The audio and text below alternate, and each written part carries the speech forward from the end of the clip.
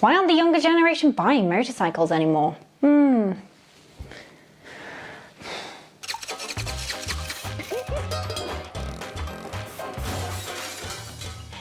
one was completely my fault. Ever since Daimler invented the world's first motorcycle, the great Reitwagen, Feet bargain? I don't know, but there has been a continuous rise in the community of motor enthusiasts. From races to off-road tracks and even stunts, the motorcycle became a booming business. Each section of the hobby became its own individual subculture society, to the point where I can't really help but wonder why this once expanding world of motorcycles has slowly been dying off in recent times. Today we are going to look at some of the factors that I believe are contributing to the decline of the motorcycle industry. My name is Safi Sprocket, let's jump in! As each day passes, we see the progression of technology in the automotive world all around the globe. However, there is a familiar echo following suit, which is the belief that motorcycles are slowly but surely drawing to an end. As a biker myself, whenever I hear this news, like many other bikers who are already deeply in love with these gorgeous machines, I can't help but feel a little bit sad. Now, reason number one. First and foremost, the most obvious reason that needs to be said is the safety aspect of motorcycles. Even if you don't ride a bike, you may have heard from somebody close to you about how dangerous they are. If you are a keen enthusiast in the biking community or just getting into it, chances are you're already going to know someone who's been involved in an accident. And let's be honest guys, there's no denying that motorcycles are somewhat more dangerous than cars. It's the reasons as to why they are more dangerous, that's a whole different kind of ballpark that I don't really want to get into. Now, whilst there was a dip in motorcycle accidents over the last few years, you're still 3 times more likely to get involved in an accident than a car. In fact, in the UK alone, motorcyclists make up a mere 1% of road users, yet disproportionately account for 20% of accidents, deaths, and serious injuries. It's no coincidence that bikers often attract the nickname organ donors. It's not going to stop us though, is it? Now, the obvious counter-argument is that you can lower this statistic by taking more protective measures. These usually begin with the type of protective clothing that you opt to buy and wear. But the reality of the situation is that although this may lessen the amount of damage caused by the accident, it doesn't usually prevent biking from being inherently dangerous in itself. Unlike cars, we don't have a steel cage surrounding us, and we don't have the comforts of seats and seatbelts and airbags. But having said that, that's not to say that it isn't worth it, because we all know it is. Riding a bike is a raw experience, and it's something that's unique, and part of it is the risk and the edgy feeling that you get from it. You get to feel the wind pushing against you, you get all the vibrations from the road, and it almost feels like you and the machine are in complete sync. But for the younger generation coming to buy their first vehicle, unless they have a family member who rides themselves or know someone else, it's actually fairly unlikely that they're going to have any kind of experience of how amazing riding a bike is. Coupled with the echo chamber of people constantly telling you how dangerous being on the road on a bike is, it serves as a real deterrent for new generations buying bikes. Reason number 2, societal standards. The second reason that bikers are in decline is down to what society deems to be considered successful. Cars, unlike bikes, have become a status symbol in almost every part of society out there. You don't often see somebody flexing about on their KTM in the same way you'd see someone flex their BMW car or Mercedes C-Class. And this is also one of the major issues as to why biking is dying out. With the rise of social media came this new sense of hustle culture, and more people are sucked in with this idea of appearing successful rather than actually experiencing life. Society as a whole has become extremely success-orientated, and weirdly enough, biking seems to fall outside of the scope of what it means to have made it. People have this notion that living a life means large, expensive cars with blacked-out windows and custom wraps and tinted exhausts. The younger generation are easily captivated by the idea of success, more so than ever thanks to constantly being plugged into social media.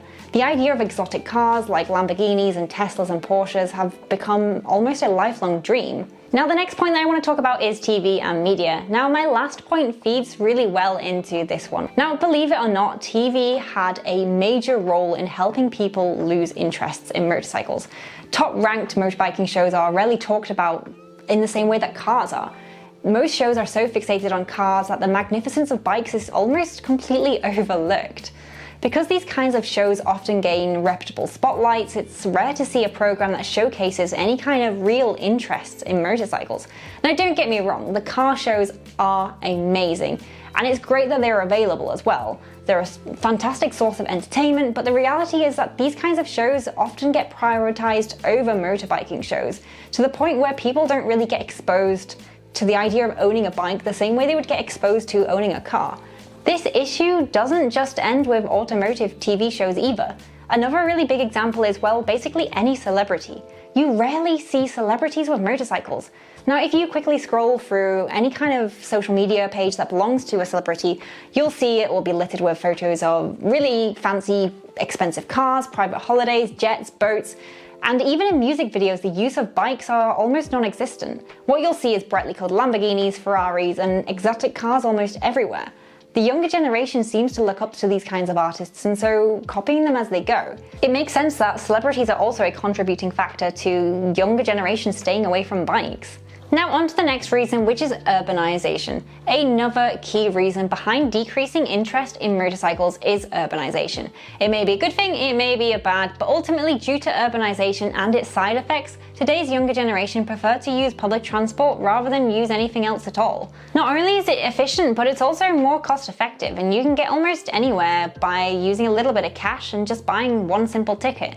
Doing so means you don't have to worry about traffic lights, accidents, or even congestion charges. There's nothing else to pay other than the ticket. This option is more reliable for students, and it's perfect for them commuting almost everywhere. For younger generations, it seems pointless to buy a bike or even a car for that matter.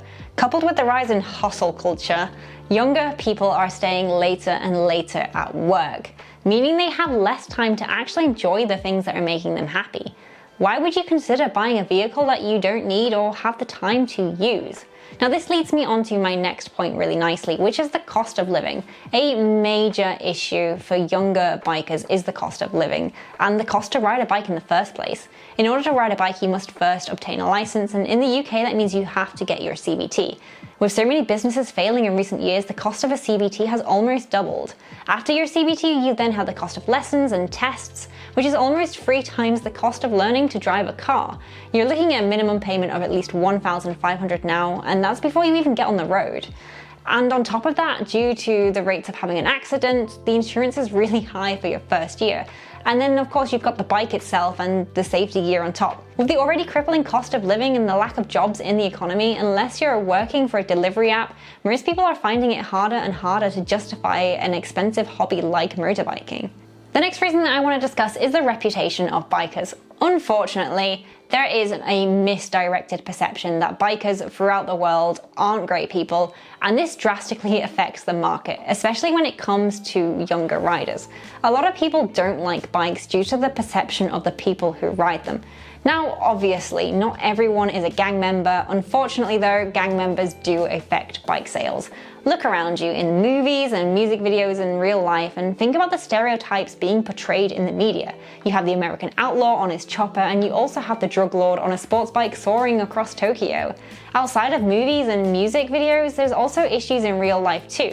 You have a multitude of criminals illegally riding mopeds on low-cost bikes across fields, outrunning police, and get involved in drug deals, and the newspaper is full of stories. You only need to open it up. Now, bona fide riders are doing a lot of continuous work raising money for charity and trying to help repair the damage to their reputation created by criminals. And it's a shame that a few bad eggs have ultimately tarnished the reputation of many wonderful people with good hearts. However, the issue still stands, that bikers have gained an undeserved reputation and are often looked down by people in general, especially the younger generation. But will it always be like this? Now, it can be easy to get caught up in the negativity surrounding the biking community and the decline in sales. However, that's not to say that bikes are going to diminish entirely. In fact, I actually think it's going to become the complete opposite. Whilst bike sales are declining, we are seeing a huge rise in electric push bikes.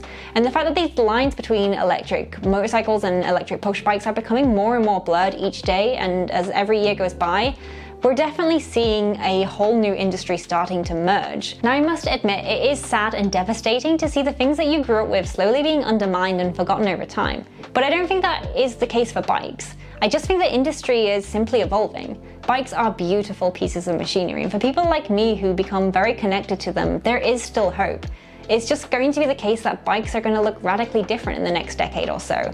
And truth be told, this happens all the time. It's the reason that bikes were invented in the first place and the reason we don't still ride horses. The lines between electric bikes and electric motorbikes are becoming blurred so much every single day, and the more you see people on electric push bikes, the faster they seem to be going, and they are getting that need for speed.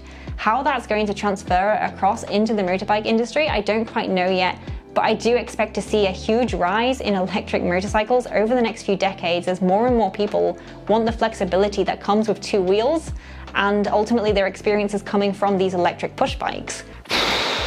And we're going to be nothing but old grandma with her random old two-stroke engine that she pulls out the garage and she's like, look kids, have you got a canister of fuel? I'll show you what grandma used to ride back in the day. And they'll be like, grandma, don't you know how bad that is for the environment? We have electric bikes now. And I'm like, was nothing like it used to be. Okay, that's all for today's Sprocketeers. Let me know if you agree or disagree with what I'm saying, or if you have any other thoughts about the biking industry, let me know in the comments below. Or perhaps you have some remedies. I want to hear them.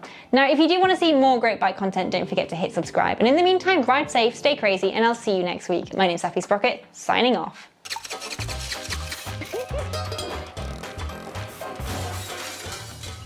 This one was completely my fault.